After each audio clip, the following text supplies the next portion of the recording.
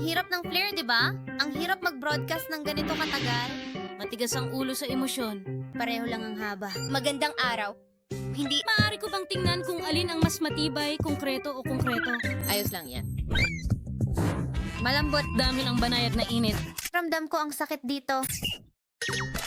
Teka, may kasabwat doon. Ano? Kaya, Sinasabi nito na ito ay isang mahiwagang lampara na tumatawag kay Holm. Unumratab. Pufferfish na may taba sa likod. tinatawag. Cute? Si Mikuchi pala. kaya nga may panulat ako at hindi na ako makakabalik.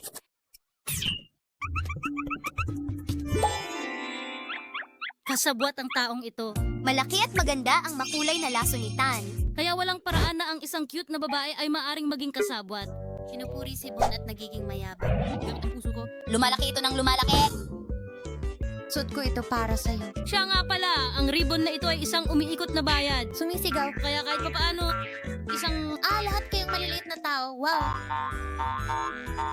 Kagalakan. Kung gayon, ayos lang naman talaga.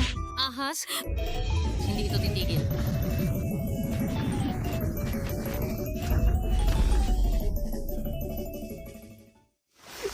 Malaki. Matibay. Matigas talaga ang urea.